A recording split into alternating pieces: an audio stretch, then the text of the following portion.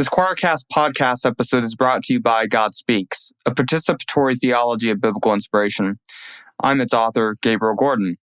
I've written this book to look at biblical inspiration differently than many of us do, one which looks through the lens of the Jewish and Christian traditions to explore how a God who is uncontrolling love affects how we see what biblical inspiration is and what it is not. This is the first book of its kind, which explores the uncontrolling love of God theology of philosopher and theologian Thomas J. Oord and its implications for the nature of Scripture. If that sounds like a book you'd like to read, go order a copy at your local bookstore or anywhere you buy your books. The mind that was in Jesus, that mind is in me. Without me, life has no meaning. Why would God tell you what I'm thinking and tell you what I've said to my wife or my husband when you're not around? It's because I'm the pastor of the church and I need to know. This is the only place where you can see truth. Hey, heathens, you're listening to the Deadly Faith Podcast, where religion and crime collide. I'm Lacey. And I'm Lola. And this shit is manipulative. Hey, guys. Welcome back. Hi. Well, welcome back to round 2. Round number 2. Should we tell them what happened? Yeah, let's tell them. Why not? We recorded this entire episode. And then we get to the very last few minutes. And then the site went, fuck off. It said, bye-bye. Good night. And it literally deleted our entire episode. Yeah. The entire thing. Well, wait, no, so we sad. had 5 minutes of my outro. Yes. Yeah, we had the outro. It saved my outro, and that was it. I don't think you guys would appreciate a 5-minute outro for an episode. I mean, it'd be a palate cleanser episode for sure. Yeah, and then we were going to record a few days later, and then a big storm hit where I live, and my electricity went out for the day. And so I was like, sorry. And then the storm traveled to where I am, too. Yeah. Thankfully, your electricity did not go out, though. Right? Yeah, I was fine. But yeah, my pups were not happy, but it was fine. Mm-mm. Oh, and then coyotes killed my chickens. Oh, I know. So we're just starting off with a lot of death all around. Death to the Wi-Fi, death to electricity, death to chickens. Yeah. Oh, poor Bertha. Bertha was my girl. Damn fucking coyotes. I will hang one if I find it. I've gone insane. That's justice served. I think so. That is justice served. In the name of Bertha. You did get new baby chickens. I did get 6 new baby chickens. They will never be Bertha, Tommy Gun, or Chipper. However... Tommy Gun. I love that you named one Tommy Gun. I had to. Right as I saw him, he said Tommy Gun. I don't know. That's hilarious. But Andrew is determined now that one of our chickens must always have a weapon name. I like that. I think this one... Oh, God. What is this next one going to be? Peacemaker? I don't know. Oh. Glock Claw. Glock Claw. Very chicken forward, you know? There you go. So, yeah. I have 6 new little baby chickens. Don't ask me what breed they are because I don't know, but they are all black. So. There you go. Yeah. My neighbor's chickens, they're like an array of all different kinds of breeds and beautiful. Mixes. And they're very, very pretty. It's awesome. Chickens are beautiful. I love it. Yeah. Okay, what are you going to talk about? We are going to be talking today about the murder of Dianne Hood. Now, yes, Lola has heard this case, unfortunately. I forgot all of it, though. But she assures me that she forgot all about it. And so I'm sure more of it will come back. One part I remember, but there's one little part I remember, but really the rest of it's kind of blanked because I've been so focused on my case. Yeah, I know. That's what you get into. So yes. Well, so I'm ready to rehear it. Rehear it. Let's jump into it. You know, we are going to jump back to 1990, the year that I entered into this world. Yes, I was born in the 90s. I was a true 1990s baby because I was born in the 90s. I'm so jealous of you. I was at the very end of the 90s. I didn't get shit. Yeah, I had the full 90s, which, okay, before we get into the case, I took my daughter to the mall for the very first time on Saturday. And she was in hog heaven.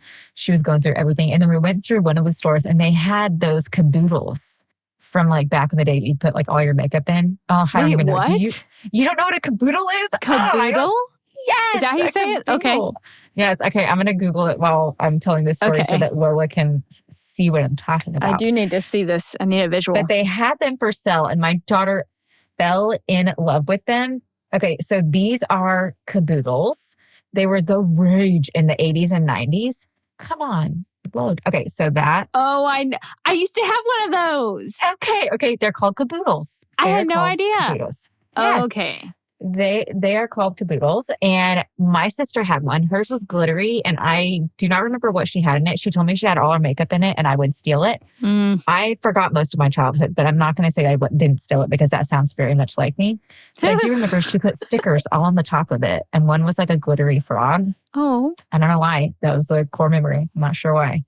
But yeah, that was just. but your daughter found a caboodle. She found a caboodle that she really wants, but they were way more expensive than when I was a kid. And also, we were at like Belk, and so I was like, "Girl, we can go to Walmart and get a caboodle."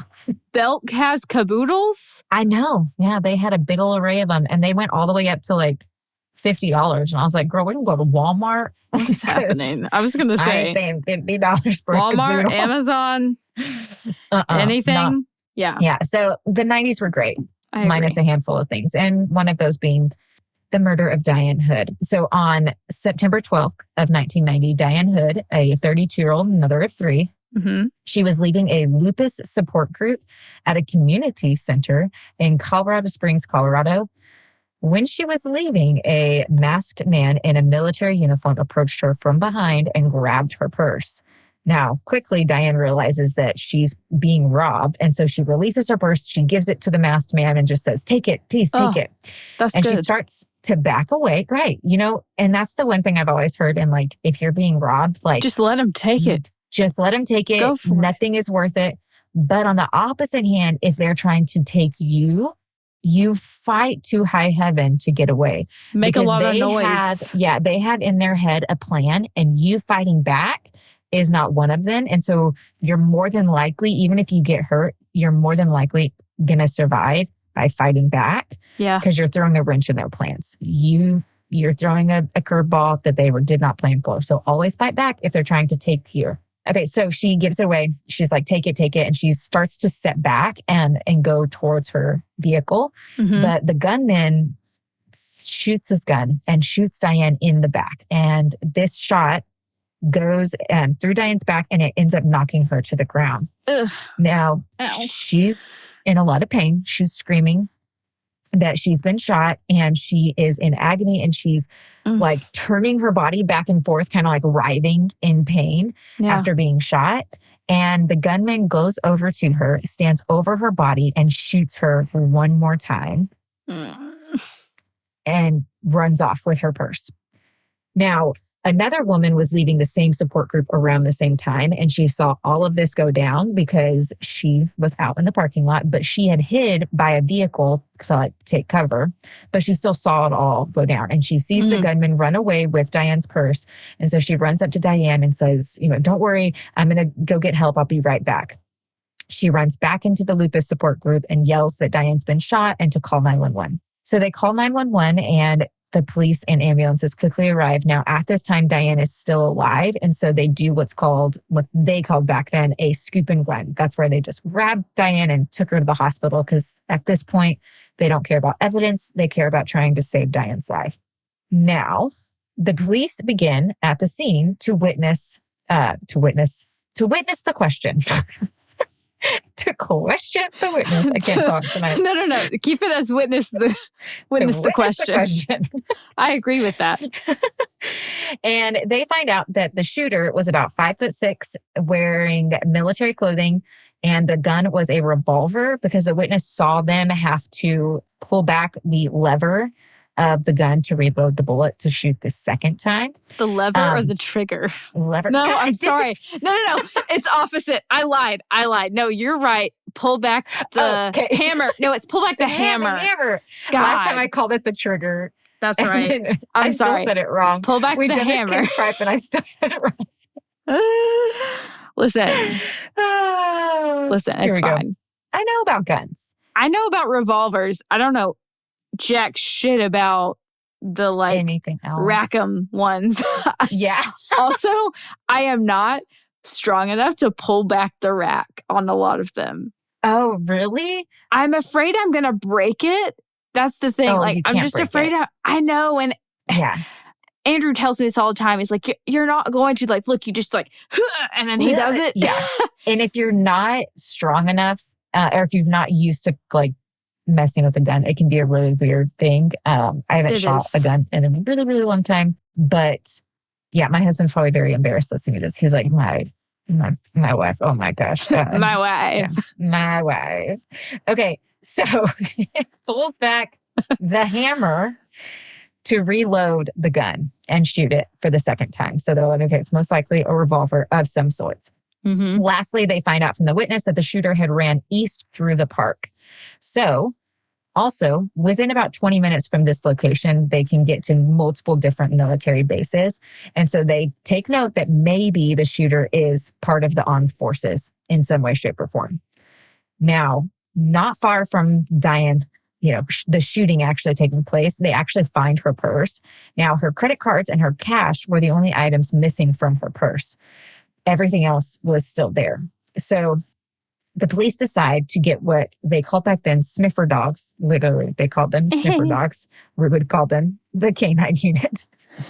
They could get the canines and they try to track the shooter's scent from the location of the purse. What? When I hear sniffer dogs or whatever, I think, I thought about sniffer unit for a second. That joined in my mind. And I thought about just a bunch of grown men going...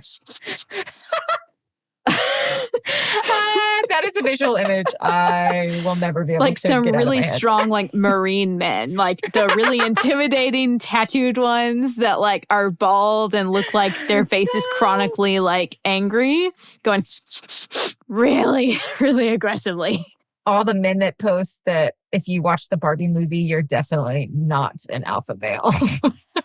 It's those. That's the sniffer unit. That's the sniffer. Please proceed, sniffer unit.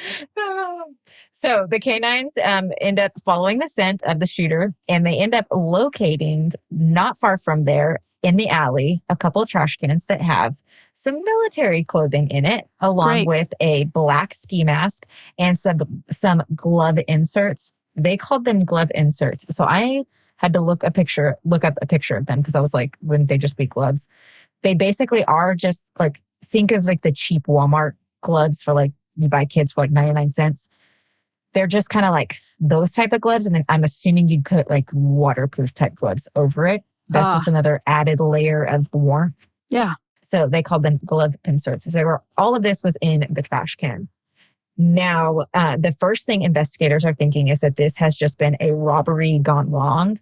But certain things with this whole robbery gone wrong theory aren't really adding up for investigators. For one, what robber thinks that they're going to get a huge payday from somebody leaving a Lupus Support group? That is a valid thought. Yeah, medical bills, expenses, just day to day. And who, even in the 90s, like who's going to be like stacking, carrying around big old stacks of cash? And there's a lot of witnesses too when you know it's a support group meeting. Because like normally, well, I know the internet wasn't like huge in the 90s. It's 1990, so I don't even think the internet was a thing. Was it? No, yes, it was. I don't know anything.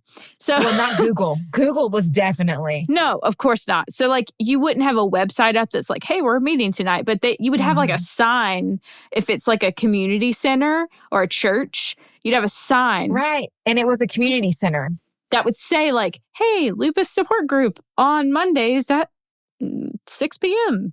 And also it's at a community center. And so there's probably other activities going on, not just this one meeting. So it's like a lot of this for investigators is just not adding up. And they're like, Now, granted, yes, but when I said like who's carrying around a big old wad of cash, like if you're going to rob somebody for a big wad of cash, yes, that can push you to murder somebody if you're desperate, but also like what makes you think somebody coming out of a Lupus Support group or even just coming out of the community center is going to have a big old stack of cash? And they had the purse though. They had it. She gave it to them. She gave it to them. What was the point? First thing she did, gave it to him. So they're like, what was the reason? This is a little hinky.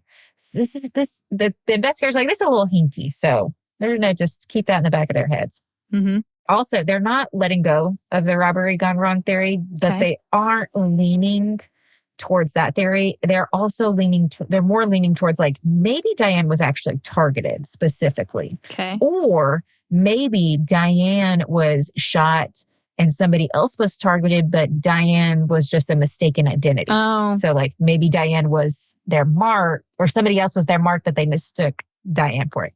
Now, unfortunately, Dianne did die on the way to the hospital. And once she arrived, she was pronounced dead.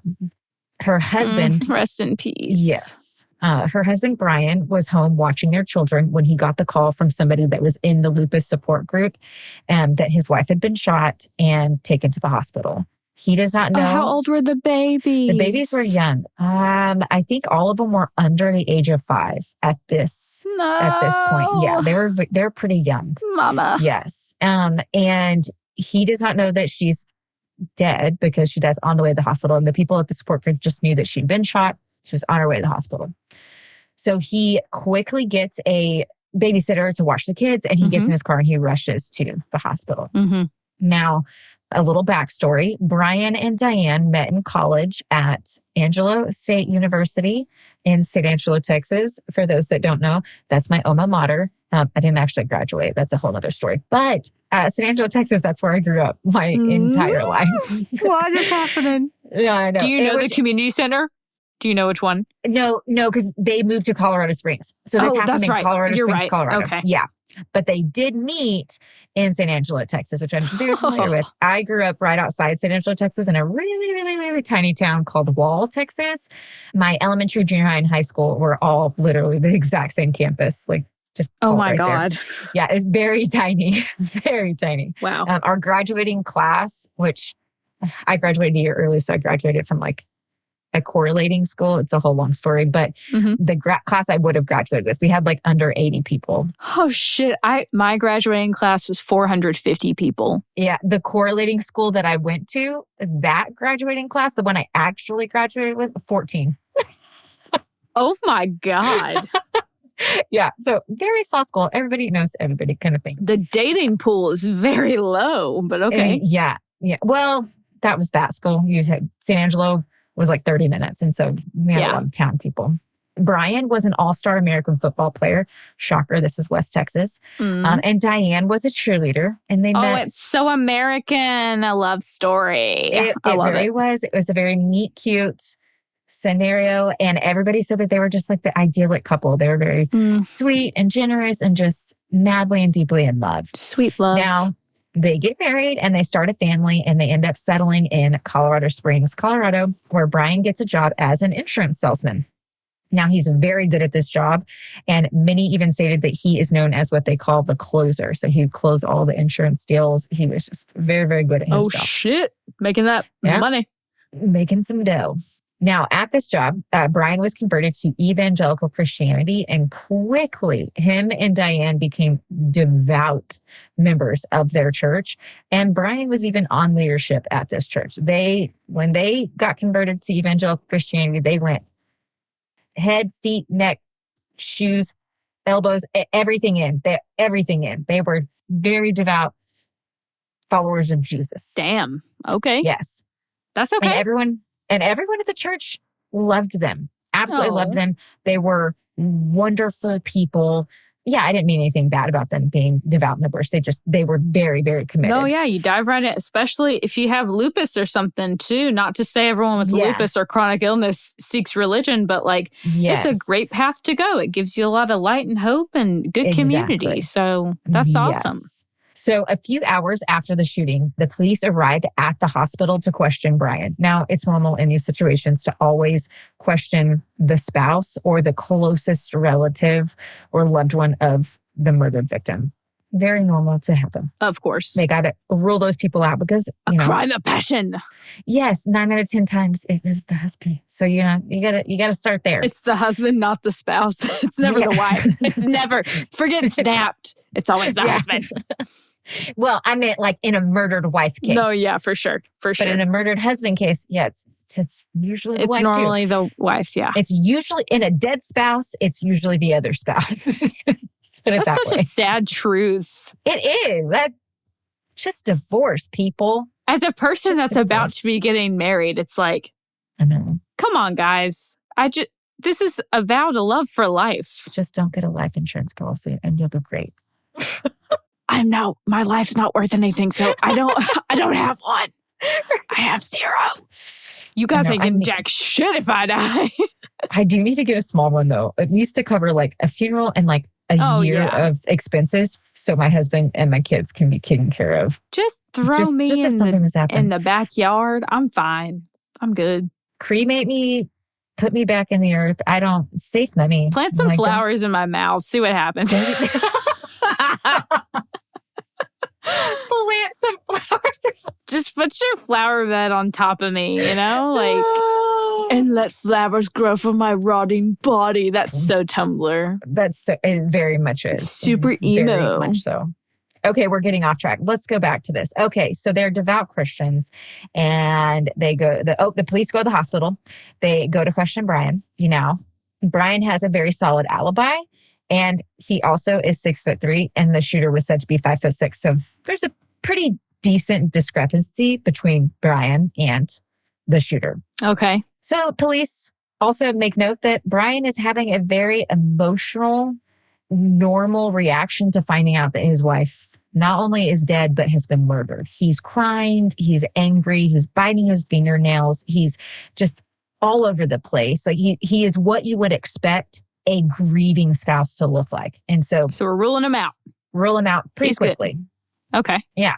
So as the police are investigating, now people are starting to, in the community, find out that Dianne has been murdered. When the church members find out about the shooting, they're devastated. They are not only devastated, but also very shocked because Dianne was just one of the nicest people.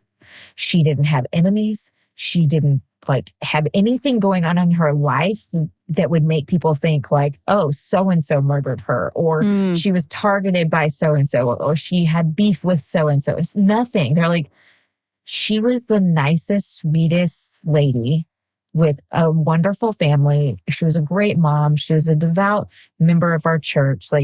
We are very lost. Everybody is completely confused and very lost, which also is not helping the investigators because they're they have no leads. No leads. They got no nothing. leads. Dry dead ends. Dry dead ends. Every which way they look. Why do I feel like I'm talking about hair? No, well, dry ends, dead ends. That's immediately what I thought. Also, they're running up dry. Is that how you say that? They're coming up dry. They're coming up dry. They're coming up empty-handed. They're coming empty-handed. They're coming up. No, they're not. they have no leads. There you go. Nothing. They have nothing right now. Now, the day after the shooting, Dianne's body goes for an autopsy. So the first shot went through the back of Dianne's upper left shoulder and exited the front of her shoulder. So ouch. Entered through the back, exited through the front. Do we know what caliber? The second, yes, we'll get to that. Okay. The second shot entered the right side of her chest underneath her armpit area and then went through her body and out the other side and actually entered and rested into her right arm. Ugh, so God, remember, she's laying on the ground and she's writhing back and forth. And so she was probably in motion when it happened, rolling to her side. Yeah. When they shot her through the side, they called it the chest, but it's the side of your ribs. Yeah. Side boobs, basically. God. Right through there. Now, the bullet, they did find out this bullet damaged her heart and lungs and was the fatal shot. Yeah, that makes sense. Since it was lodged into her left arm or right arm, which is so good that it lodged there because they were able to retrieve it. And because they were able to retrieve this bullet, they were able to send it off to ballistics labs. For those of you who don't know what ballistics is, it's where they can examine the striations on a bullet and then through those, striations, they're able to match up and identify either the weapon that was used or many times actually match it to the exact gun that it was fired from. So they can tell you make and model type thing, or if they can get the actual firing weapon, they can match it to that exact gun and be like, yes, this bullet came from this gun. Technology is amazing. No, it's amazing that you can do that. It's really, really cool. You can recreate a bullet that's fragmented with just a couple of different softwares. How amazing is it? I swear to you, science is amazing. if I would have been this interested in science back in my childhood days, I would have learned so much shit. We could have been so much more. I've learned more through TikTok than I did in all of my educational years, including college. Just saying. I agree with that. Seriously. Okay. Now, ballistics revealed that the bullet came from an antique 1870s Colt 45 Peacemaker. So, yes, a revolver type weapon, but not only a revolver type weapon. An 1870s Colt 45. Super Peacemaker. Specific. Ultra old. Ultra old. Dude, we're in the 1990s, so this is like 120 years old. I think in one place I found that it said that it was an 1870s, and then in one place, I think actually I heard the investigator physically say it was an 1873. So somewhere around 1870 to 1875 was this gun. So this led them to believe that either the gun that was used was either stolen or it could have possibly, come from somebody who collects vintage weapons. So they just make note of that. Now, they also are examining the clothing and the masks and the gloves that they found in the trash cans. Now, on the mask, they recovered hair samples. And on the clothes and gloves, they actually recovered dog hair samples. It was a dog the whole time. A 5'6" dog. You need to teach your dogs about gun safety. There's probably a book on that. There's one for cats. Oh, are you joking right now? Go look at it whenever. This is my recommendation of the day is the gun safety. How to teach your cat gun safety. I don't know who wrote it, but kudos on you. Oh my God. Now I have to go look at that. You're welcome. It'll be your Christmas present. You're welcome. We will add that to the show notes. Why? Because we're random, but we will add that to the show notes for you guys. So they find dog hair. Now, police then dig into the Hood family because they don't have a lot of leads. They don't have any leads at this point. They're not really making sense with the whole robbery gone wrong thing. So they're like, let's see if there's something going on with the Hood family that would make Dianne a target. Or not even just Dianne, like maybe something's going on with Brian. He got into something and then they killed Dianne as like payback to Brian. Their minds going all over the place. Drugs, rock and roll. Right. I don't know. They're taking every avenue and just going down it. Like, where's it going to take us? Because that's really all they can do at this moment. So they start digging into the Hood family. First, they go to Brian's employer and his employer raves about him. He's like, known as the closer. He's a hard worker. He is great with the clients. Like no bad things about him. Not one. So the family also, I'm pretty sure Dianne did not work, but she was very well known in the community and within her church. And again, all of these church members are not only just raving about Dianne as a person, but they're like, we have no idea. We have no clue on who could have done this because she didn't have any beef with anybody. There was no quarrels or problems in her marriage or anything. There was nothing. It was a pretty happy, loving marriage. Okay. No problems with friends, nothing. So again, the police are like, oh, great, but we have no leads. Absolutely not one direction to go. Now, that is until they get a call. Oh, no. From a concerned citizen named Rich. Oh, Rich. Richie boy. Rich owned a local flower shop in the town and he was very concerned. So he decided to call the cops and just tell them what he thought so that it would be off his chest because he didn't know, but he had suspicions and he was like, I just want to tell the cops all of this to make myself feel better. Oh, what a good citizen. Great I appreciate citizen. that. Because honestly, if it wasn't for Rich, I still think this case would have been solved. But if it wasn't for Rich, I think it would have taken a lot longer for this to start adding up for other people. But Rich, he owns a flower shop in town and he tells the police that he has a part-time employee named Jennifer Riley. Now, over the last few months, a man would call the shop asking for her and he would tell the shop owner, Rich, that his name was Brian Hood. So he's like, Jennifer. Yeah. So Brian, this murdered woman's husband, is calling his shop and asking for Jennifer. And he knows that Jennifer herself is also married. So he believes that they were having an affair. Now, there were other things that happened that made him believe, like, yeah, they were probably having an affair, because he said that during the last couple of months, Jennifer was acting a wee bit weird, and she just wasn't acting like herself, and she was doing things that, like, she normally wouldn't have done. For example, everybody took turns taking out the trash. She decided the last few months, like, she was just going to take the trash out when it wasn't her turn and just offer it up. I'll take the trash out. And that was weird, on top of it taking her longer to do deliveries than it should have. So he was a little suspicious. And so one time when she went to take the trash out when it wasn't her turn, he followed her and he caught her in a car kissing another man that was not her husband, that Rich believed was Brian Hood. Brian was taking out her trash. That does not sound sexy. No. I thought it would come across as like... You're Never like, just mind. kidding. Scratch that. And moving on. Everyone, please ignore that I just said that. That's fine. So the shop owner also said that Jennifer was his best employee. She was on time, hard worker. She worked great with all the customers that came in to get flowers. And she was just an amazing employee. And so he had a really hard time calling the police and telling them his suspicions, because it's like, she's a really good person. Jen, come on. He's like, I can't sit with this, because this woman has been murdered and I'm pretty sure her husband is cheating on her with my employee.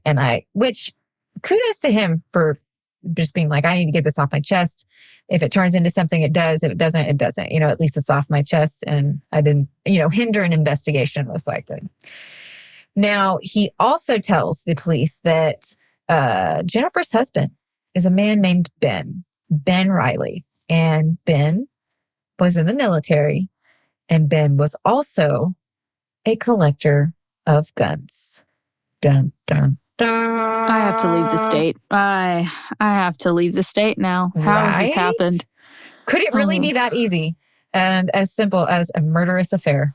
I mean... Really? A tale as old as time. That's nice. Mm-hmm. It's different. This is different.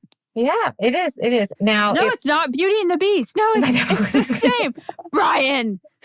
But not Beast like in a good way. You're not like, I'm a beast, bro. No, it's like, he's definitely Gaston. He's Gaston. Oh.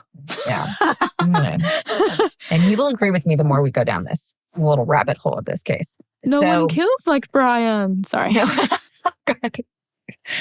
Okay, so with this information, they now need to interview Ben, because they're like, we need to talk. Mm-hmm.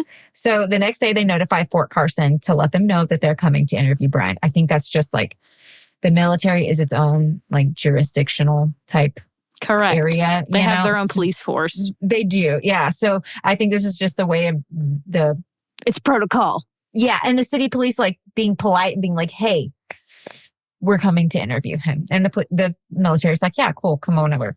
Now, let's talk about Ben for just a second. Ben came, I don't know a whole lot about Ben, but I do know that he came from a good family. He was a really good husband to Jennifer, and that he was very, very proud to be serving his country by joining the military. He took his military service very, very serious. And it wasn't just like which no shade for people who like join the military and get their education paid for.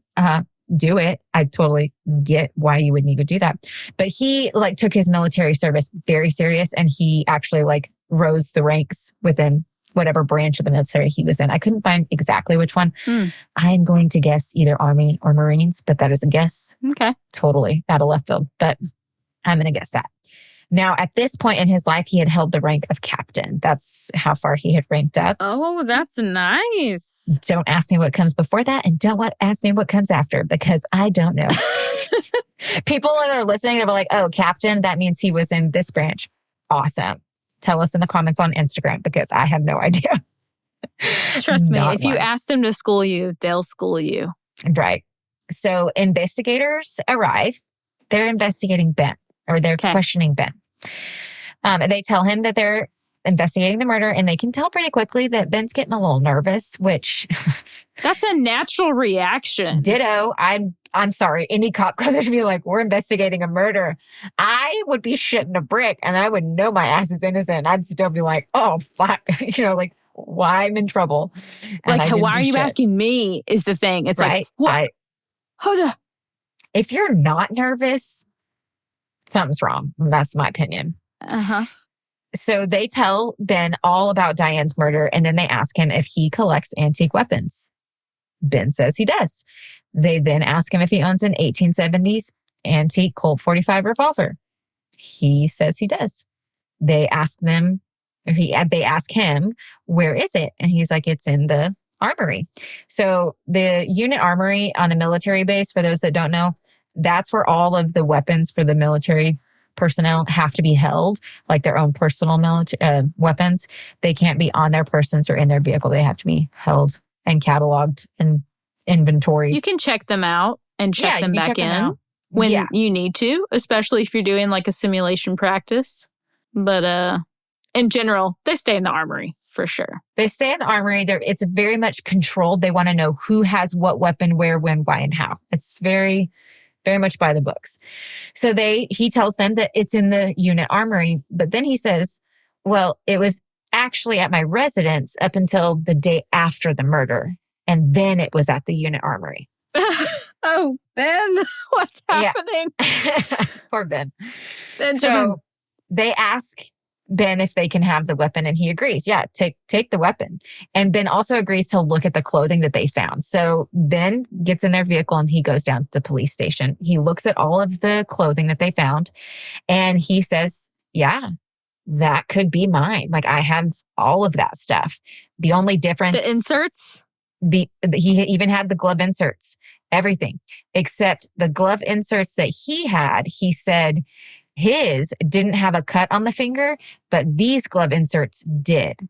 Now, the police are like, well, that's the trigger finger. And if somebody who's not familiar with guns is shooting a weapon, they can hold it in an improper way into where they can actually get their finger caught on the hammer, or therefore the glove will be caught also. Yeah, or the glove. Exactly. And so they're like, these could still be his, but whoever wore them caused the cut to happen in the finger at the time of Diane's shooting. Does that make sense? Yes. Well, then it wouldn't be him then, because he's experienced with gun stuff. That wouldn't make sense. I think at this point, the cops are like, okay, I'm pretty sure this guy didn't do it. Oh, poor guy. But like, it's so all anxious. His stuff. Oh, yeah. No, because he's like offering it. I'm sorry. If you like really kill somebody, you wouldn't be like, yeah. That's not mine. No, that's not mine. It's mine. You wouldn't be doing this. So I'm pretty sure the cops are like, either you're playing a really weird fucking angle, or you really are not the murderer.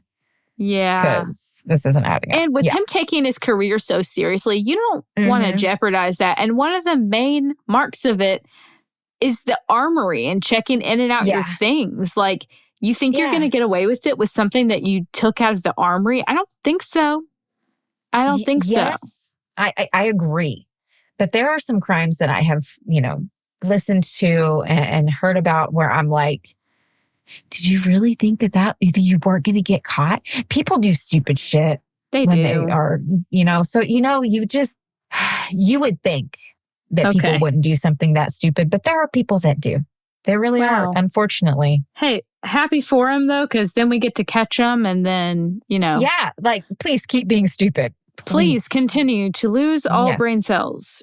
Oh, okay. Back to the story. So Ben hasn't done anything. And the police are like, okay, we're pretty sure you're not the shooter, but like, all this stuff is yours. The gun is most likely from your house. So like, who got it? What happened? So they start asking him more questions, and they find out that Ben and Jennifer's marriage was on the rocks and had been for a while. They were temporarily separated, and Ben actually moved out of the house 1 week prior to the shooting. Oh. Now, before he left, Jennifer asked him specifically to leave the Colt 45 behind so that she could use it for her protection. Jen. Is what she requested. Yes, Jen. Oh, Jen. Now, the night of the murder, Ben said that he was working till about 9 p.m. and then he called Jennifer and asked if she wanted to have dinner with him. This just shows you, in my opinion, how sweet Ben was because he was calling his wife that he's separated with and he's trying to repair this marriage. And he's like, you want to go have dinner with me? He's trying, you know? Somebody give him a hug. Give him a kiss on the mouth. Good Lord. He's so good. Oh. Love you, Ben. She tells him, no, the kids are at the babysitter and I'm just going to go for a little run. So no, Fuck thank you, Jen. Right. Now, he goes to dinner with one of his army buddies. And then he says, while he is at dinner, he gets a call from Jennifer and she demands that he come home right then. He's a man trying to work on his marriage. And so he rushes home very quickly and he gets there and he crawls into bed with Jennifer. Aww. They end up making love. And so sweet. He says that it was weird though, because Jennifer was very clammy the whole entire time. Ew. And she was acting odd. I know. I was like, oh, that's weird. And he said she's acting odd. And she just wasn't acting like herself. Okay. Well, after they have sex, they go to sleep. And then the next morning when they wake up, she tells him that she wants the gun out of the house and to take it back to the unit armory. And so he does. I wonder if she also told him, like, I guess to make it not seem so random. I'm speculating here. What if she was like, oh, I feel so much safer with you here. Just stay with me a couple more days. We can work things out. You can take the gun back to the armory. We don't need it. That's a good point. Isn't that kind of random to be like, get it out of the house? Or like, I really need it super badly. I'm scared. Or I don't know. I could see what you're saying. I could see that happening. Who knows if that actually happened, but I just feel like that would make sense because I feel like Ben is probably an intelligent person, especially to be holding a rank of someone as a captain. And I don't know, he just seems to have a lot of brain cells to me. Lots of squiggles on the brain. Not a smooth brain boy. So no, I'm thinking smart. She had to like kind of make something up there to make it make sense. Yeah. And mind you, he does not know that she's possibly having an affair. Has no idea that that's even a thing. That's true. And so I think it would be easier for her to be like, oh, you're here now. Yeah. Take the gun back. And he'd be like, okay. Things are working. Yeah. We're Things are working now. Our marriage. Yeah. That dick though. Oh gosh. I'm sorry. I have to put one pervy thing in every episode, I feel. Every episode, just for you guys. You're welcome. Sorry, Ben. Now, Ben also tells the police, this was very interesting. He tells them that about a week prior to him and her separating, Jennifer actually asked Ben to take her to the shooting range and practice shooting the Colt 45, which was odd to him because he collected guns. He loved guns. He would come home from work. He would clean his guns. He took care of them, like he loved them. But Jennifer was not interested in guns whatsoever. Like she had no I was going to say, is this interest. a gun fanatic family? Is this like a bonding thing? But No. Oh, come on, Jen. She didn't like it. And so randomly she's like, take me shooting so I can practice. And now that all this is adding up, he's like, what that was really weird. That wasn't just a little weird. That was really weird. Oh, God. So he tells the police that. Now, due to all of this information, the police have probable cause to get a search warrant for the Riley's home and cars. As they search their property, they discover bullets that were consistent with the bullets used in the Colt 45, and they found dog hair from their brown lab that was consistent with the dog hair found on the clothing. Now, yes, later on, forensics did an analysis and conclusively identified and matched the dog hair. So the dog hair on the clothing, same dog hair that was found in the Riley home. Alrighty. Police now decide it's time to bring Jennifer in because they're like, we're pretty sure Ben didn't do the shooting. Hey, Jen. What's up? Unless you're a 3-year-old and 1-year-old, because she has 2 kids, remember. I don't know if I said that earlier. She is a mom. No, I don't think you did. Yeah, she is a mom with 2 kids. So unless her 3-year-old or 1-year-old could magically become 5'6" and learn how to shoot a revolver. Don't yours do that? They're right. I mean, I don't have kids. I wouldn't know. Yeah, they're mischievous, but the mysteries of parenting. Unless we lived in Hogwarts, I would say that's probably not the case. So they're like, yeah, she's our only other, probable person, possible suspect in this case. So they bring Jennifer in. They're like, we need to ask her some questions. Now, of course, at first, Jennifer's like, no, I don't know anything about this. And they tell her, about the gun and about the clothing. And she's like, what? And no, you want to know what she claims? Your Jennifer voice. This Jennifer, I know. She claims someone could have stole that gun and stolen those clothing items. And put it back? Yeah, because she leaves her back door unlocked all the time. So somebody could have just slipped in, got the gun, got the clothes, and did the murder. And then ditched them. But then somehow put the gun back. It so makes sense, right? I mean, it makes perfect sense. I have no words. I'm doing two the and like... two. 2 and 2 is equaling 7 right now. Okay. In her mind, 2 and 2 equals 7. I think so. Okay. Now, she does admit to knowing Brian Hood. She's like, yeah, we know each other. But she's very adamant that they're just platonic friends. There's no sexual relationship. There's no affair. They're just friends. She tells them that they met at the local gym in a hot tub and they just hit it off as friends. Oh, so no. Hold the phone, hold the back door, hold my cup. This is not... You were getting dick down. Don't even with the hot tub at the gym. You were getting dick down, my sister. I meet all my platonic friends in a hot tub. That's how you and I met. Yeah. Our virtual hot tub. A virtual. Yeah. Now, police are like, we ain't buying your shit, but we need to corroborate this. So they go to the gym. They leave Jennifer at the police station. They go to the gym and they start asking all the employees if they know Brian Hood or Jennifer Riley. And they're like, yeah, aren't they married?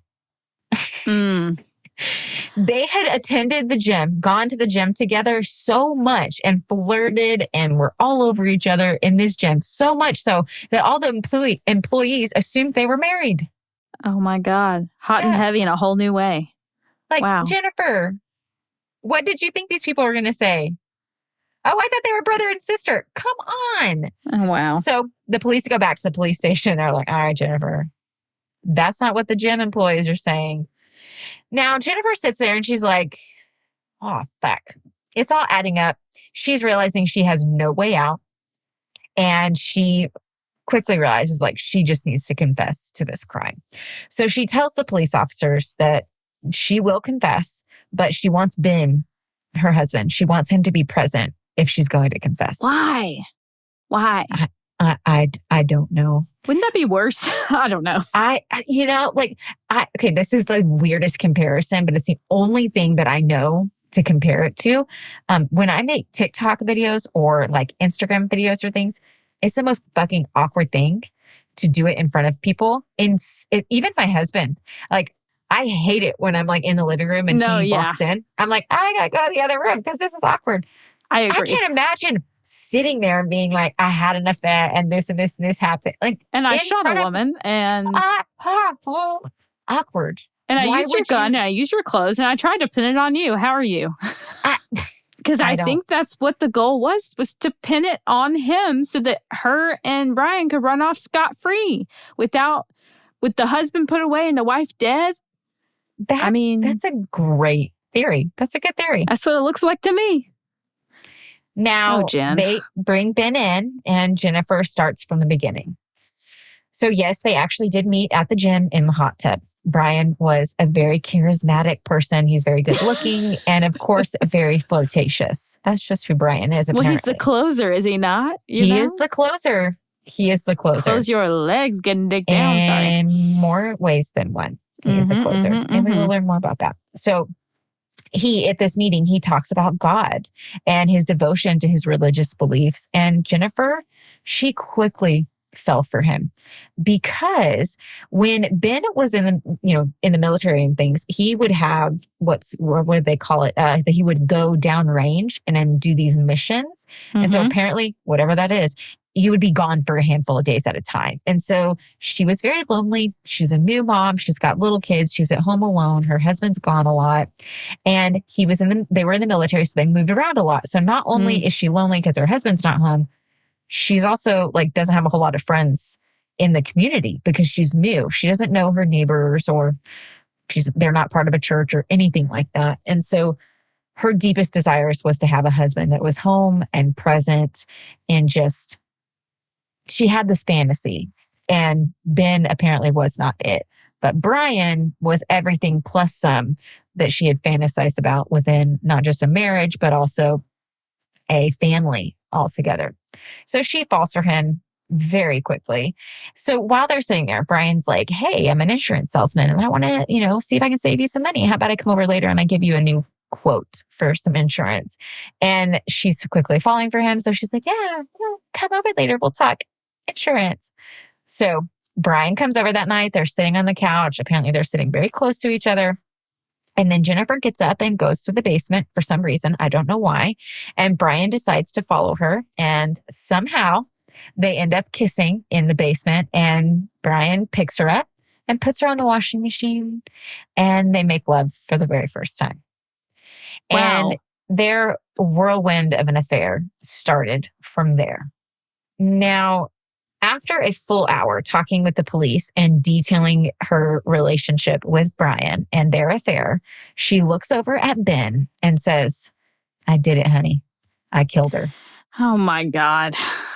I can't imagine. What in the world? I can't imagine being either of these people in this moment. Like, what in the world? Somebody give Ben a hug. Also, Jennifer is not pretty. I'm sorry. Oh, I'm saying it out loud. I thought she was pretty. I thought Jennifer and Dianne were both. I would say that Dianne was prettier. I may be biased. Yeah. However, how do you say her last name? Jennifer Riley? Riley. I call her Riley. Really? Riley? Like really? I think it's Riley. I'm going to say Riley. Oh, she died. Sorry. She did. Hold on. Don't ruin the case. Damn it. I wanted to see a picture of her. I wanted to see a picture of her and of Brian. I'm not sure if I got an accurate picture of him, though. There was a lot of Brian Hoods. Yeah. Hold on. We will definitely share. I'll show you pictures at the end. But yeah. Okay. Hold on. Don't ruin anything else, Lola. I'm not. My phone is away. It's away. She really does not remember a lot of this case. This is quite hilarious. I have the memory of a squirrel, if that, or like a really understimulated light bulb. I don't know. I don't know. That's the weirdest comparison. Oh my gosh, that's funny. Ignore me. Just keep going. Okay, I'll keep going. Okay, so now she says that Diane's death wasn't her idea. After her and Brian had slept together, Brian told her that they were married in God's eyes, and she was now his. He even pulls out the Bible verse, 1 Corinthians 11:3. But I want you to realize that the head of every man is Christ, and the head of the woman is man, and the head of Christ is God. Basically saying, you're mine now. Sorry. That's a lot of head. Yeah, I know, right? That one little section, that's a lot of head. Okay. Mm-hmm.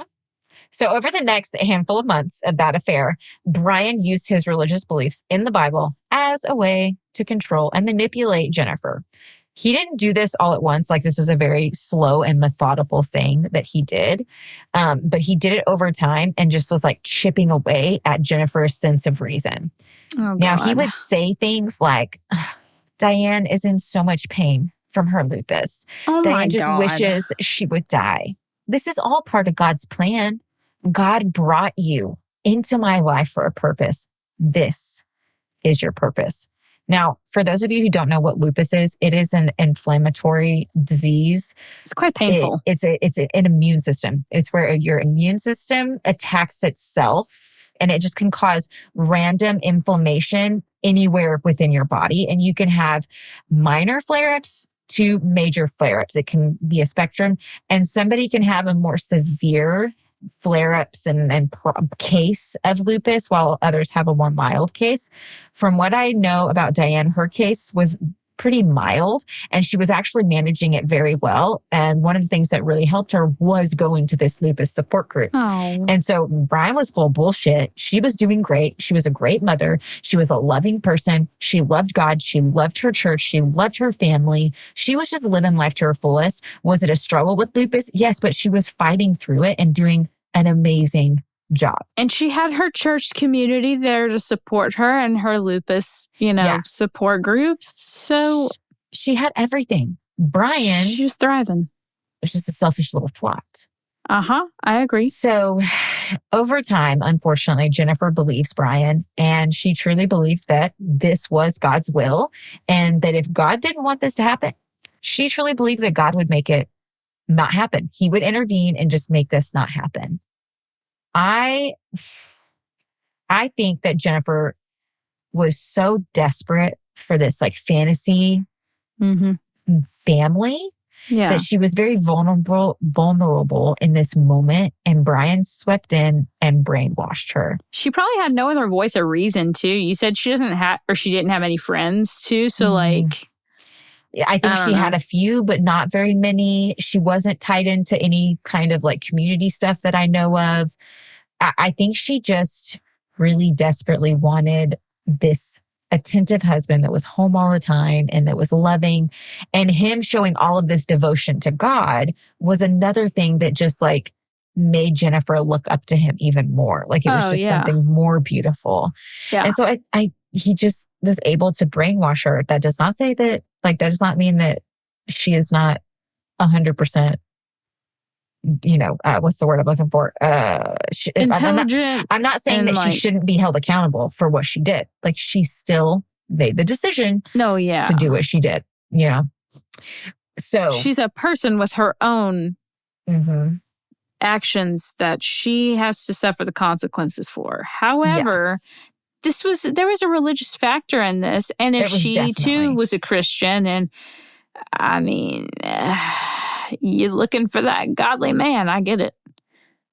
So yeah, there was definitely a religious factor to this case.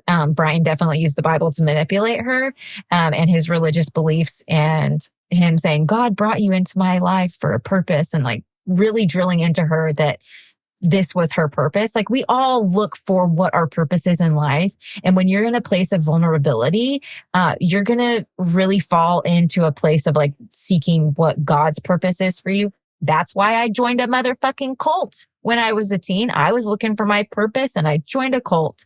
It can happen to anyone. And she danced. She dressed like a demon and danced. Shut up. We'll talk about that later. Moving on. Oh, and too, she was hearing this from a person that she trusted. Yes, also. Like, he built rapport with her, it seemed, and then started in with this whole, like, this is God's plan. So she had no other, I don't know. I don't blame her for believing him. Well, and remember, he was in leadership at his church. And so... Oh, I forgot. Yeah, so he's not just like a churchgoer. Like, he was in leadership. So she really did look up to him. Respect him, yeah. I would say, in my opinion, there is an abuse of power of, like, because he's within leadership and she's like a new, I don't know, maybe I'm guessing like maybe a new baby Christian. There's my Christianese language coming out. But, and so she's very malleable. He took advantage of that and manipulated her and brainwashed her. Now, let's keep going. Brian says that he can't be the one to kill her, because, of course, the police are going to look at him. He can't be the one to do it. So he needs Jennifer to be the one to kill Dianne. Now, over time, Jennifer does finally agree. Brian says to her that he is very adamant that there needs to be 2 shots. She needed Jennifer to need to make sure that Dianne was dead 100%. Damn, and Brian. After the murder, he wanted to make sure that she was out. So after the murder takes place, he instructed Jennifer to go find a payphone and call him and let it ring twice and then hang up. So 2 shots, make sure she's dead. After the murder, call me from a payphone, 2 rings. That way I know the murder has taken place. So I can prepare myself to act like a grieving spouse when the police come or I have to go to the hospital. Did he say that verbatim? Or like... Yes, he said that. Well, I'm paraphrasing, but yes, he told her that. But like, he told her so that I can prepare or act prepare. like... Oh my God. So that I know it's happened so I can prepare to act like a grieving spouse. You Brian. son of a bitch. Okay. Son of a bitch. Yeah. So Jennifer's confession gave the police probable cause to arrest Brian. And they decided, Jennifer's confession gave the police probable cause to arrest Brian Hood as the mastermind of the murder. Now they go and they arrest Brian the night before Dianne's funeral, and they show up to Brian's home and take him into custody. Now, Brian quickly invokes his right to remain silent, and he chooses to hire an attorney. See, he knows. He knows. Right. I could judge him for that, but like every attorney, you should always do that. You should always, even if you're innocent, like always hire an attorney. Always. It's just a smart thing to do. But I still want to like judge him for that. It's hard not to. It is hard when you know that they're guilty. You know? Yeah. Like you know they're like guilty. In hindsight, it's like, ugh. But literally, it doesn't matter if you had anything to do with it or not. Always get a lawyer. You're right. Don't talk. Don't talk. Do not Don't talk. Okay. So the next day is Dianne's funeral. And Brian was actually supposed to be the one to give the eulogy, but he's not there. So everybody at this funeral is very confused at first because they're like, where's Brian? It's a small town. It don't take long for this to start spreading. Okay. And they're like, he was arrested last night for Dianne's murder. And if everybody was shocked about Dianne's murder, they were even more shocked at Brian being the one arrested for her murder. Nobody knew about an affair. Nobody knew that he was, part and mastermind behind this. Like this was way out of left field for everybody. High school sweethearts. Yeah. Not the college sweethearts. College, university, college sweethearts gone wrong. Yeah. Even though no warning signs. I will say kudos to the police and for Rich coming forward because within 1 week of Dianne's murder, both Jennifer and Brian were in custody. This seems like such a long process, like from how far we've come, but it was just a week. So that's cool. It was just 1 week. And I was shocked because I was like, you got the ballistics and the forensics back in 1 week? Jesus Christ. That's what I was thinking too. Fast shit. Like you guys they did good. No qualms here. Now, through his lawyer, Brian claims a fatal attraction defense, meaning that yes, he did have an affair with Jennifer, but he broke it off. They were not a thing anymore. And Jennifer just couldn't handle it and decided to kill Dianne. That was his defense. Now, due to the fact that literally all the evidence is tied directly to Jennifer, there is no way that they can actually convict Brian without Jennifer's cooperation and testimony against him. So they give her a plea deal and they tell her that they will take off the death penalty off her trial if she agrees to testify in Brian's trial truthfully. And she quickly is like, yes, I will testify. Just take the death penalty off my case. Put me in jail for the rest of my life, but just take the death penalty off. Now, before Brian's trial takes place, investigators are still trying to build a case against him. And they find out that Brian was a big fat flirt. And this was not his first affair. Right. Yeah. Shocker. This is not his first affair. Who would have thought? Poor Dianne.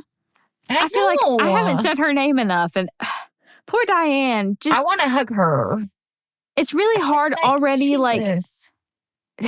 This is backtracking a little bit, but like being a person that also suffers with a chronic illness that also causes pain. It's like you have so much that you're constantly having to deal with and try to not burden other people with, as well as taking care of your kids, which I have no idea what that's like. And I'm sure it's a shit ton of work. And then also trying to like be part of your church community and help serve with them and do things with them. I mean, she's putting a lot of work into this life that she wanted to build with him. Mm-hmm. And he just spat in her face and had her killed. It's disgusting. Rest in power, Dianne. Yes. It's heartbreaking, honestly. Also, side note, earlier when I looked up their pictures, Brian looks like a typical white pastor. Yeah, 1,000%. I don't care what anyone says. He literally looks like a typical like white man that is in a leadership position at a church. And you have to Jot look up that down. his jail photo. Like there was one not from not long. I saw those from recent. I'm not much for shaming people's looks, but like Brian, I will shame his looks because he's a cunt. I agree. Okay, I'm just gonna say it. He's a cunt. I hope that he fixes himself. That's all. Well, apparently the church was Brian's hunting ground, and he would just, have affairs with all of the women there. One woman named Jean admitted to having an affair with Brian and said he was, quote, very forward, flirtatious, and religious. And so he was so religious and flirtatious that just... That's his Instagram bio. Yeah, right? Oh my gosh. It's not a Bible verse. Bio. It's wait, say it again. What is it? Quote, very forward, flirtatious, and religious. That's right. Yeah. Oh God. Now, they even discovered that one time when Brian was camping with a few of his friends, Brian had brought up the possibility of his friends helping him murder his wife. And he said this out loud to his friends. Did no one say anything? Hey guys, want to help me murder my wife? Yeah, they just thought he was kidding. Such a funny joke. They didn't say anything to her? No, they didn't say shit. Okay, and this isn't the first damn time I've heard this in a case where people literally talk about murdering somebody and then go and murder that person, and all these other people knew it. They're like, oh, but we thought they were kidding. No, okay, guys, listen up. If your friend says anything, anyone, if anybody says anything about murdering somebody or murdering their spouse, here's what you need to do. One, you need to tell that person or that spouse. Like, and then you need to report it. So-and-so said they wanted to murder you. Everyone kind of laughed, but like, just a heads up. 2, you need to report it to the police. And then 3, don't be that person's friend. I agree. Okay? Why are we taking this as a joke? How are we taking this as a joke? What? What? Okay. I just don't. Let me just say, if Andrew wanted to kill me and was asking his friends to help, I know all of his friends are loyal to him, but there's not a single one that wouldn't be calling me up or telling their wife, like, hey, can you tell her this happened? Right. Not a single one. I don't care if he's drunk. I don't care what the circumstance is. If it's a joke. The only thing I can think of in my head, specifically for this case, is that Brian was so manipulative. Like he literally convinced somebody to murder his wife for him, that he was so manipulative that he was able to play it off in such a way that they literally were convinced that he was like, gotcha, kind of thing. The disarming argument thing. Okay. But also maybe this is the difference between men and women. And here's why. Because women are terrified of every man. Are you a good man? Great. On it. Awesome. We love that. But like, are we still terrified of you? Correct. Yep, we are. Always like, correct. That is our life every day. I walk out. I am terrified of any man that walks near me. Why? Because statistically, you're more likely to hurt us in some way, shape, or form, assault us, kidnap us, whatever. Statistically, we are in trouble, And so I don't know if it's just men being like, they don't have that mindset of being in fear in such a consistent way that we are. They don't. Our red flags are coming up, and theirs is like, it was just a joke. Pass the beer. Yeah, there's a lot of truth in that too. Like when I go for a walk by myself, even in my neighborhood, even where I know all my neighbors and I know they have Ring doorbells and lots of people are outside with kids, I'm constantly looking over my shoulder and I keep my volume down on my earbuds so that I can still hear what's happening around me. And I know that if it was my fiance doing that, he wouldn't think twice. He wouldn't look back unless there was like a car coming. Yeah. And it's just not ingrained in them to do that kind of thing. No. I don't find many paranoid men unless something like has already happened to them that was traumatic. My husband is not. I think he's more aware of his surroundings when he's by himself. I think than the average person. Yeah. But I still think there's probably a good portion of him that just kind of lets it go to the wayside when he's by himself. But he's definitely more aware of his surroundings, like hyper vigilant when he is with me. especially if it's like us all together and our children. He like will sit in a specific area of the restaurant to make sure he can see the doors. And that's what I was going to say. Does he sit in the, He does he does. have to face the door, or like he has to face the door? be able to see me as well as, because Andrew, yes. if I'm going to sit on the side where the wall is, he's like, I'm sorry, hon, you can sit beside me or you can sit in front of me, but like, I have need to be have able to see that the door. seat. Mhm. I respect Yeah. that, you know, like, Yeah.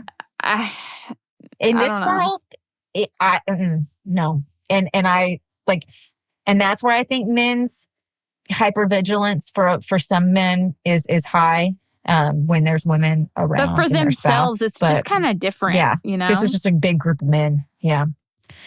Well, they also find out that Brian had told Jennifer that, Ben was out there having his own affairs and eventually he was going to just leave her. And she was going to be left alone to raise those two kids all by herself. And he was basically like, well, look at this life I'm giving you. Also, they found out that he had gotten a life insurance policy on Dianne. It was $100,000, but with a clause that paid out double in the event of an accidental death. Murder was included in this accidental death. So he's like, Ben's out here having all these affairs. He's going to leave you. You're going to be a single mom. I'm offering you beautiful life with me. So religious, good, godly man, me. And I'm going to offer you $200,000. Just go murder my wife. Like, super easy, real quick. awesome. That's great. So with God. Jennifer's testimony, the jury is convinced. And Brian Hood is found guilty of solicitation and conspiracy to commit murder. But unfortunately, he's found not guilty of actual murder. Now, one of the investigators of this case said that based off of the evidence and the law, there was plenty there to support a guilty verdict of murder for Brian Hood. But unfortunately, the jury didn't agree. Brian was sentenced to 37 years in prison. Mm-hmm. And the asshole was paroled on March 11th of 2019. Get out of here. Get out. Yeah, he's free. Don't even. Yep. He's free. He's out here walking around, living his best life. He better not be. He didn't even spend the whole 37 years in prison. He literally spent 29 years in prison. So how old is he? Oh shit, I have no idea. 30, 60-ish, 65. Wow. Ish. I'm going to say ish, somewhere around there.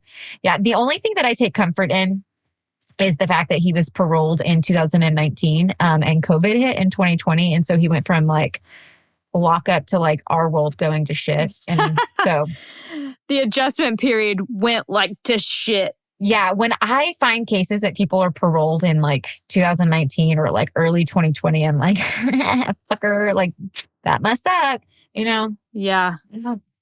My pettiness. Well, that's some good karma, though. Yeah. I don't know what his life is like today. I hope it's horrible. I hope his pillow is never cold, and I hope he stubs his toe every morning, and he has explosive diarrhea every Christmas and Thanksgiving. I love that manifestation. Let's all just for a second chant that together. I'm gonna put those good vibes out there for you, Brian, because your wife deserved better. Because she was an angel. Oh, and your kids deserved better. Yeah. I don't know if they have anything to do with him anymore. I sure hope not. But like, you stole their mom. Mm-hmm. And you stole everything from her. And then you stole so much from them. Just shame on you. Shame on you. I think they had 3 boys. If I'm remembering correctly, they had 3 boys. And they were all under the age of 5. And then Jennifer had a 3-year-old and a 1-year-old. Oh, wow. And in Diane's family, Dianne and Brian's, those 3 kids lost both of their parents that day. Yeah. Or within that week. Oh Both of their parents. And they have to live with the trauma. They have had to live with the trauma for the last 33 years that their father had their mother killed. And was cheating on her multiple times. Like, my hope is that these people in this church who knew Dianne and loved her so much stayed around and were part of these kids' lives and just really drilled into them how amazing their mother was and like told stories about her and just tried to give them that vision of their mother that Brian took from them. For sure. They were all under 5 at this time. Like maybe the 5-year-old remembers this happening, but the other 2 probably don't even remember it happening. They just remember growing up not having a mom and their father being in prison for her murder. Like I can't. I don't understand how they had affairs with such young children. I just gotta throw that in there. Like, I don't fucking know. I hear that they're really high maintenance when they're between the ages of like 2 and 5. Yeah, I have a 9-year-old, a 6-year-old, and a 4-year-old, and I'm exhausted. I just don't understand. Where do you have the time? The emotional time to like put into an affair. Give me a Coca-Cola, a pack of fucking, what are they called? Oh my God, sweet and sour gummies. Sorry. What are they called? Well, Sour Patch Kids. Oh, Sour Patch Kids. Yeah. Give me a Coca-Cola, some Sour Patch Kids, a fruit roll-up, a Rice Krispie treat, and some Big Bang Theory, and I'm happy as a fucking clam. Sour Patch Kids are vegan, in case you didn't know. Hell yeah. So are Oreos. Oreos are very much vegan. Very vegan. Yeah. I was vegan for 1.5 years. Were you? My sister was vegan for 8 years, and I was vegan for 4 years. Damn. She's vegetarian for 1.5 years. Yeah, I am definitely not vegan anymore. Yeah. My sister's been vegan for like over a decade. Hey, sure she was vegan it's a wonderful, wedding. thing to try if you ever want to try it. If it's safe for you. If it's safe for you. It's doing great for her. It helped me for certain things. It helped me learn how to cook. I never really knew how to cook until I turned vegan. I explored. I made some badass lentil lasagna that I still crave to this day. I have a vegan chocolate cake that is my favorite chocolate cake recipe to this day. Send it to me, please. Vegan nacho. I will. It's made with coffee too, so it's so good. I will post it in the show notes, guys. It's literally the best fucking cake. This is taking a whole different toll. So what happened to Jen? I think that's the last let's talk part about Jennifer. Yes, let's jump into this. That was your palate cleanser until we, there we go. We talked about being vegan. Okay, Jennifer. Now, Jennifer's trial, of course, she's found guilty. She confessed to everything. Yeah. Now, I can't really find if she had a trial or if she just had a sentencing trial because I'm pretty sure she took the plea. She did take the plea and she was like, I was guilty, and I think she pled guilty as well. Okay. And she was sentenced to life in prison with the possibility of parole. Now, the judge at her trial made the statement that if Jennifer would have never met Brian, she was most likely never going to get in any more trouble than getting a speeding ticket. Like, that's just who she was. God. She was just a sweet, kind girl. And then she met Brian and Brian fucked her life up and manipulated her and ruined her life. Poor thing. So, Jennifer was sentenced. Jennifer spent 26 years in prison. And during her time in prison, she unfortunately in 2014 was diagnosed with pancreatic cancer. But she got treatment and it was said to have worked. At the end of 2017, Jennifer was released to a halfway house. But unfortunately, the pancreatic cancer did return and she ended up dying in March of 2018. So she was only paroled for like 4 to 5 months before she passed away. Wow. Now, from what I could find, her time in prison, she found a healthier relationship with God and really understood how much she was brainwashed and how Brian took advantage of her and what like a healthier spirituality and belief in God and the Bible can like benefit you and not be so harmful and toxic. And she tried to, from what I remember, she did try to like do certain things in prison, like women's ministry, kind of things like that. She was trying to give back. Nice. But she basically spent the rest of her life behind bars because she died after she got out. Yeah, man. That is the case in the murder of Dianne Hood. I just want us to end on the children and remembering Dianne because from everything that I've read from friends of hers, from her church, from her family, she was such a lovely woman, an amazing mom who loved deeply. And she was the type of person that you just really wanted to be your friend. When you like walk in and you meet new people and you see someone, you're like, oh, I want them to be my friend.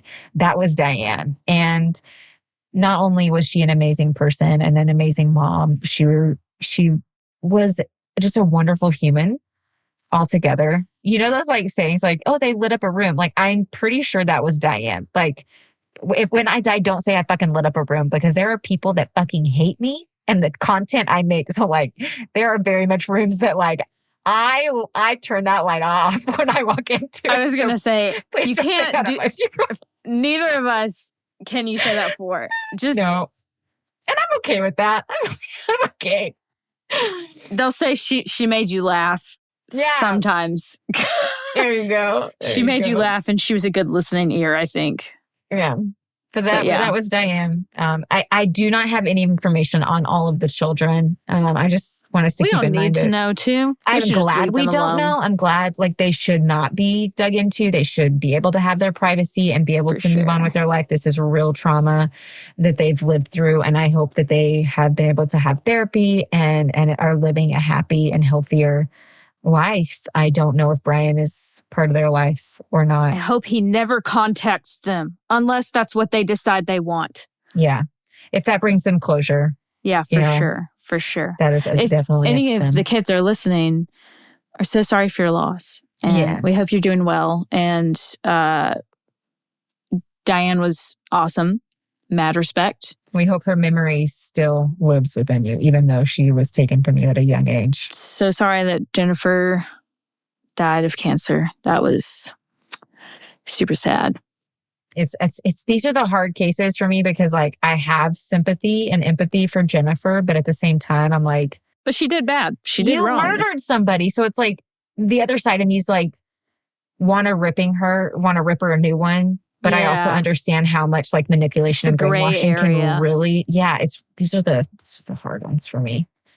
Brian, I don't like you at all whatsoever. Maybe we'll end of discussion. Palate cleanser again. We get to record for a second time tonight. There you go. I know. So we're jumping right into the second case. We gotta go. So we will see you guys in the next episode. Yes. Bye. Also, heathens, if you're enjoying the show so far, please remember to subscribe on whatever platform you listen to us on. And remember to bring your sacrifice to the blood ritual. Just kidding. A review will suffice. Deadly Faith is brought to you by Choircast Network. It's produced by Lacey Bean and Lola Robbins and audio engineered by Eric Cowell. Thanks for listening.